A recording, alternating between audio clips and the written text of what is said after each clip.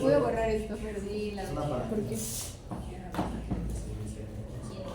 que si puedo la web, pero esa de cómo. Ya preparé. Ya, es que de la comida. Ya ahí voy. También le eché como sí, porque no aguanta.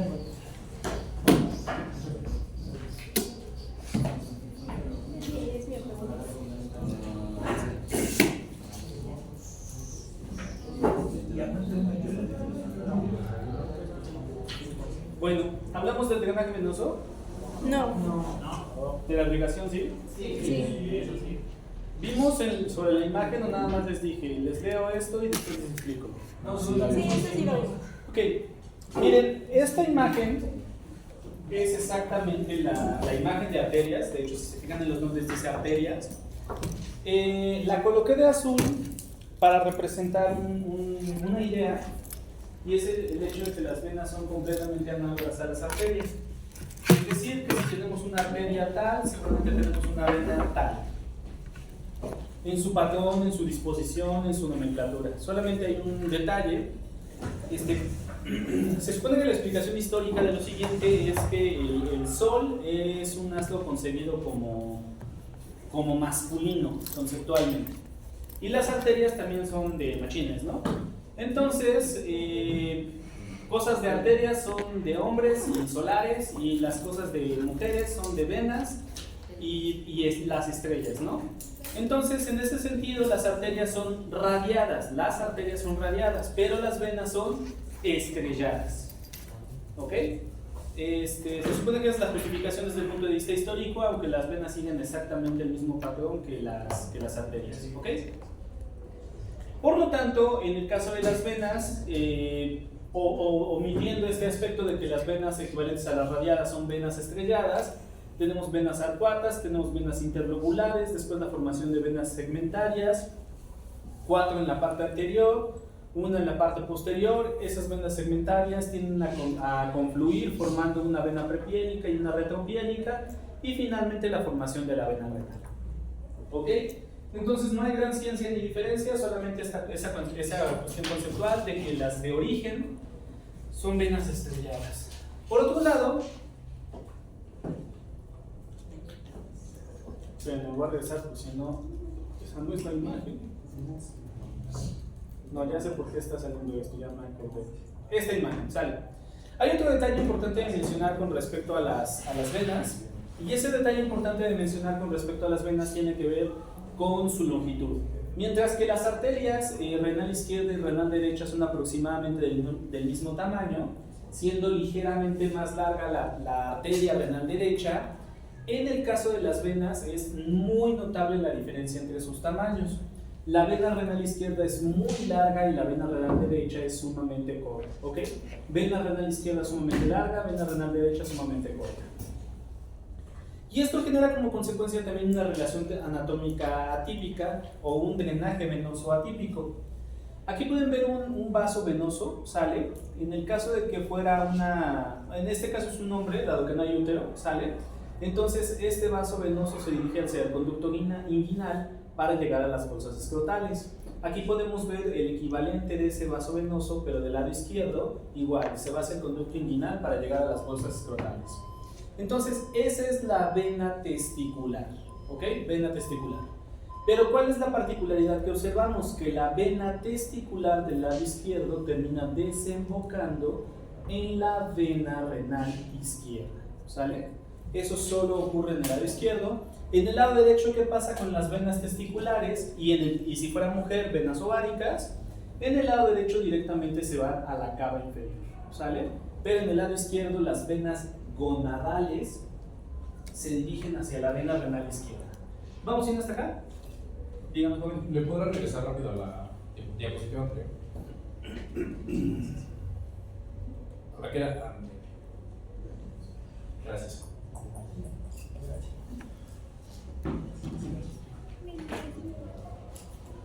¿Vale?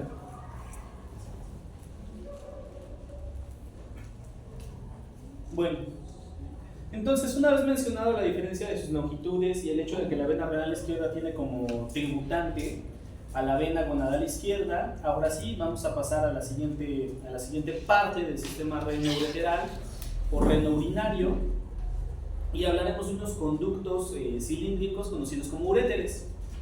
Entonces, en cuanto a la forma de este órgano, el cilíndrico tiene una extensión aproximada de 30 centímetros y tiene una luz que casi le pega al centímetro, ¿no? O sea, tenemos aquí de 6 a 9 milímetros. Varios alumnos me han manifestado en las clases que se sienten sorprendidos porque tenga esta longitud, así que lo tuvimos que revisar en varios libros y coinciden en que esa es la longitud. Comúnmente, cuando solo está pasando orina, su longitud máxima llega a estos milímetros. ¿Qué es lo que pasa? Que en presencia de algún cuerpo extraño, como por ejemplo una piedra, un lito renal, se puede dilatar hasta llegar a los 9 milímetros sin que se desgarre, ¿sale? Entonces, vaya, es una condición excepcional que llegue a los 9 milímetros en dilatación. Otra de las razones que lo puede llevar a una dilatación máxima es que haya una obstrucción en la luz del uréter. Entonces el uréter se convierte en un reservorio de orina y puede llegar a alcanzar esta extensión en su dilatación. Bueno, el uréter también está constituido de capas, muy parecido a como lo era el tubo digestivo. Tenemos una capa profunda que sería una mucosa, luego una submucosa, luego una muscular y luego una adventicia. Específicamente la mucosa del uréter es conocida como urotelio. Claro que es un tipo de epitelio, pero muy similar tanto en el uréter como en la siguiente porción que es la vejiga, como en las primeras porciones de la uretra. ¿Vamos bien hasta acá? Sí. Por otro lado, posee una submucosa que es casi atrófica y posee capas musculares en la cubierta que ya les había comentado que es adventicia. El uréter tiene la capacidad de hacer movimientos peristálticos. O sea, la peristalsis no es un movimiento exclusivo del tubo digestivo, sino de cualquier conducto tubular que posea músculo. En otras palabras, el uréter puede propulsar a la orina o incluso a las piedras a que salgan de este conducto cilíndrico. ¿También vamos a ir en este aspecto hasta acá? Sí. Sale pues, entonces identificamos los uréteres en la imagen. Aquí tenemos el riñón izquierdo, esta es la pelvis renal y aquí observamos ese conducto que es el uréter. Hasta este punto donde estoy señalando se termina la porción retroperitoneal del uréter, también conocida como porción abdominal, y saltamos hacia la cavidad pélvica. Vemos al uréter del otro lado, aquí está el riñón derecho, aquí localizamos a la pelvis renal y aquí comienza el uréter. Sale, vemos como el uréter sigue avanzando, rebasa a los vasos ilíacos y nuevamente se dirige a tener una porción pélvica. Entonces, ¿cuáles son las partes anatómicas que tiene el uréter?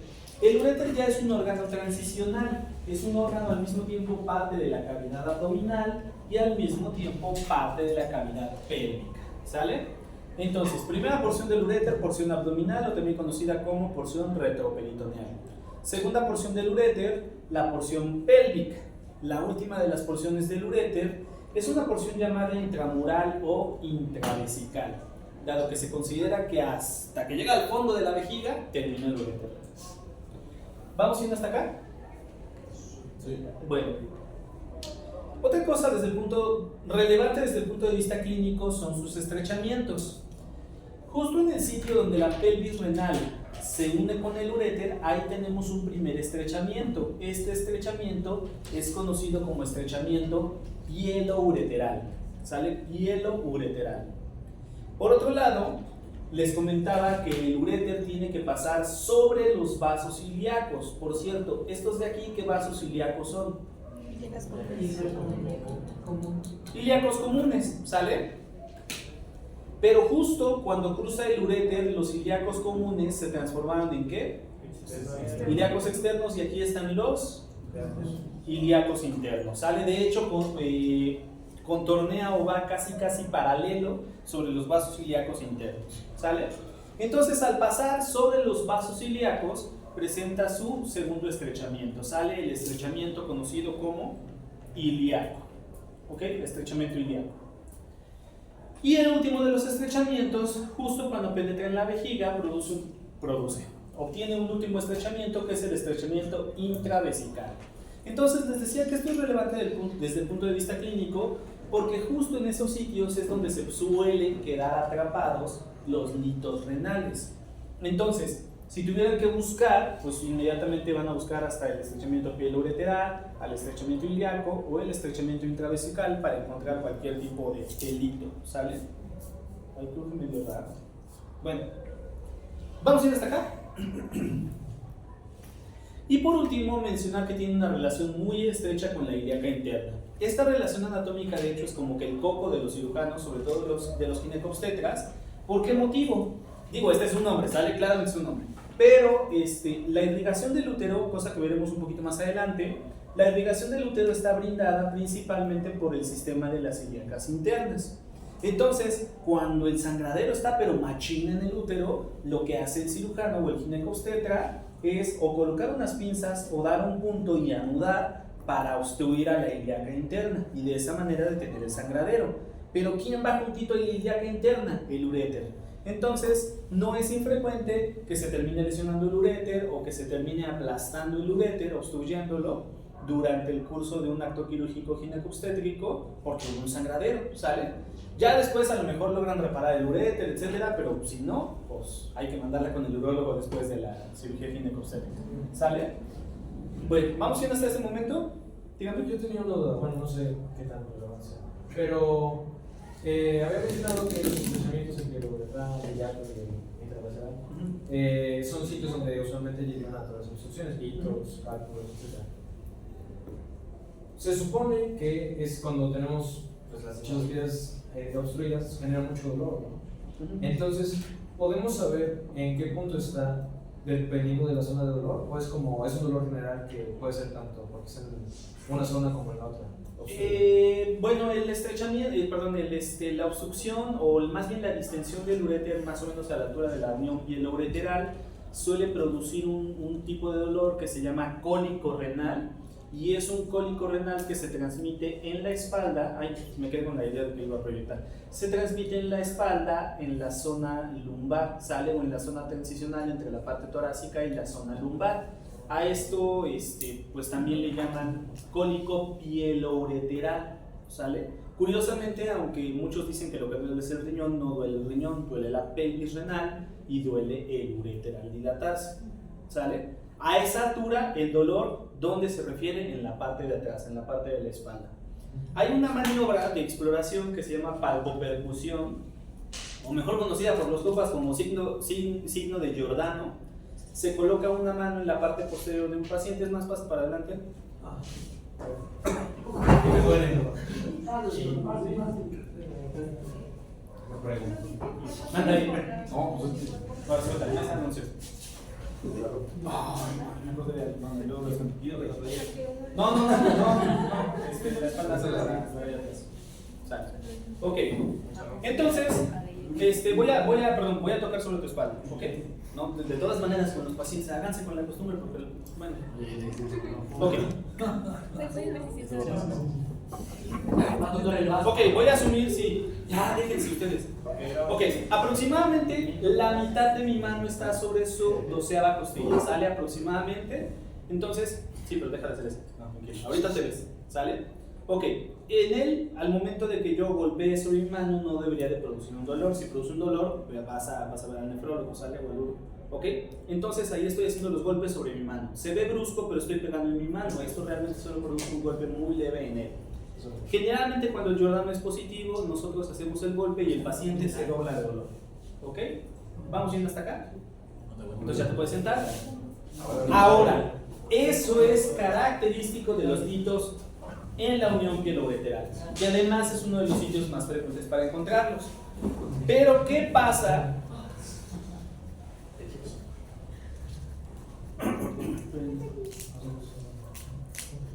Bueno, en esta imagen o en la otra. ¿Qué pasa cuando el hito se atora en la obstrucción, perdón, del estrechamiento ilíaco, o incluso cuando se atora a la altura del estrechamiento vesical. El dolor se transmite en la parte baja, ¿ok? Y es muy característico porque es un dolor, de hecho muchos pacientes llegan pensando que están herniados y cosas por el estilo. Es un dolor que se transmite a la región, a la región inguinal, pero que está asociado con náusea. Es un dolor tipo cólico asociado con náusea. Entonces te duele y te da náusea, ¿ok? ¿Vamos viendo hasta acá? Ese dijo que era ilíaco.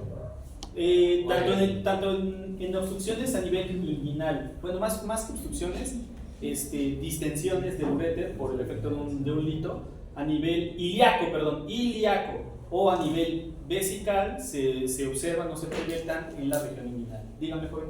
Esa es la pregunta. Dicen que ese dolor de los cólicos renales es de los peores que uno puede sentir. Sí, algunos pacientes lo relatan así. Sin embargo, puede ser muy variable la intensidad del dolor del cólico renal. Sí, he visto pacientes que nada más les haces tantito, o incluso estás colocando la mano y ya te manifiestan mucha molencia, les haces tantito y se voltean y te rompen la canción. No, sí les duele mucho, ¿sale? ¿Es por la desgrabación? El por qué da la intensidad del dolor tan grande no lo sé. Hasta ahorita no lo había pensado el por qué duele tanto. Sin embargo, es comparado con el dolor de parto. Y todas las mujeres que yo he conocido que han tenido un parto dicen que somos bien gays los hombres y que el cólico pieloureteral no se compara pero ni remotamente con el dolor de parto. Depende de qué. Yo creo que depende de la persona. Digamos que duele más un dolor de muelas. Sí. Bueno, está bien que bueno enterarse de eso.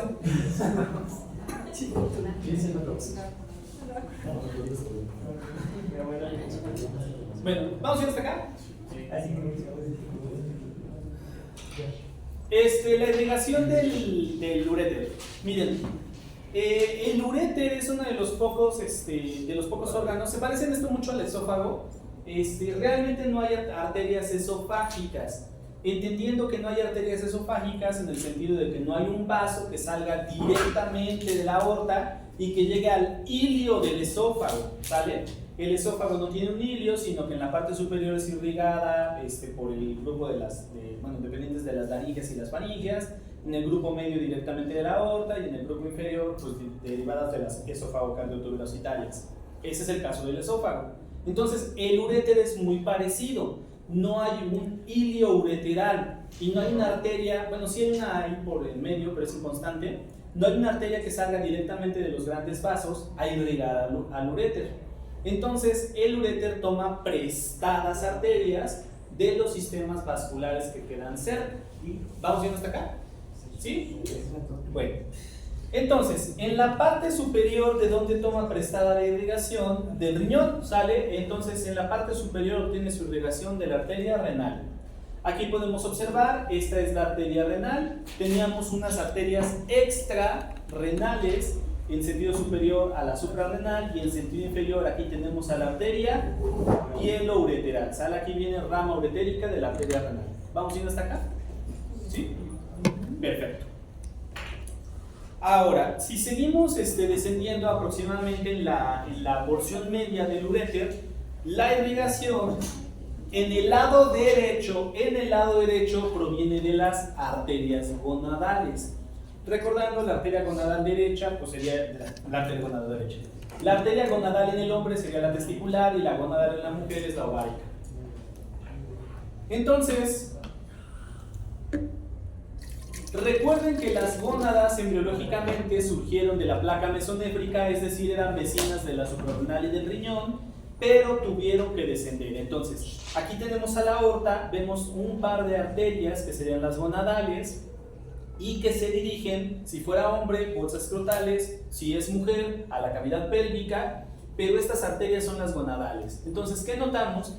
Que las gonadales cruzan el uréter y al momento de cruzar el uréter terminan irrigando, ¿sale? Pasa lo mismo del lado izquierdo, la arteria gonadal termina emitiendo algunas pequeñas colaterales que irrigan al uréter, ¿sale? Vamos yendo hasta acá. Ahora, en algunas ocasiones, a la altura media, directamente de la aorta, en el lado izquierdo, ¿sale? Exclusivamente en el lado izquierdo se puede producir la emergencia de una única arteria, ¿sale? Que se llama simplemente arteria ureteral, ¿sale? Arteria ureteral, rama de la aorta. Pero esta arteria es inconstante. ¿Vamos bien hasta acá? Sí, no, tal vez a lo mejor. Bueno, en la altura inferior, la irrigación del uréter proviene de la ilíaca interna, con la que es su compita, sale su real, como le dicen ustedes, cuál es la chaviza. Entonces, creo que aquí sí la ilustración, con un poquito de dificultad, aquí está la ilíaca común, y aquí podemos ver cómo de la ilíaca común salieron algunos pequeños vasos, ¿sale? Nada más que aquí salió mocha mi imagen, pero más abajo, la ilíaca interna también le estaría dando pequeñas ramas al uréter. ¿Vamos bien en esto? Y por último, en su extensión final, es decir, cuando el uréter ya alcanzó a la vejiga, las arterias que irrigan a la vejiga terminan derivándose para irrigar al uréter en su porción final. ¿Vamos bien hasta acá? Una cosa que no viene en esta imagen, perdón, que no viene en esta tabla, pero también en la parte inferior, recibe irrigación de las arterias uterinas, ¿sale? Lo vamos a ver en unos instantes, pero también recibe irrigación de las arterias uterinas. Entonces ahí agréguenle, si tomaron foto, a la foto agréguenle uterinas en la parte de abajo. ¿Dudas, preguntas o aclaraciones hasta el momento?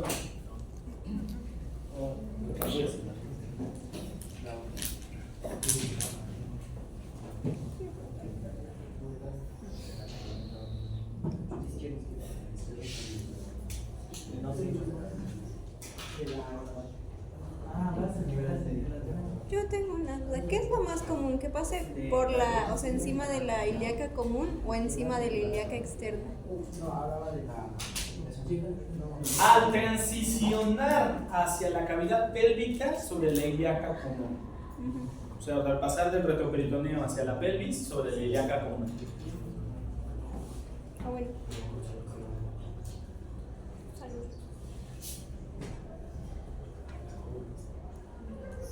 Acá está. Entonces, en la parte anterior, en la parte de arriba ustedes pueden ver a la vejiga, aquí pueden observar a los uréteres, ¿sale? Acá está el uréter izquierdo llegando, acá está el uréter derecho llegando. Podemos ver cómo se entrecruza con las arterias y las venas uterinas, y en este cruzamiento recibe algunas pequeñas colaterales para ser irrigado en esta porción, ¿sale?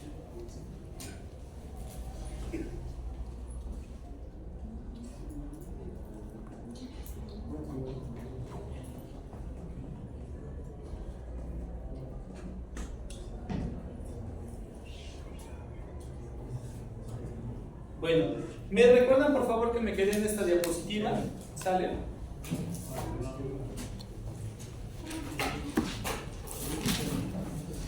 Y de abdomen ya quedó. Hasta acá. Sí.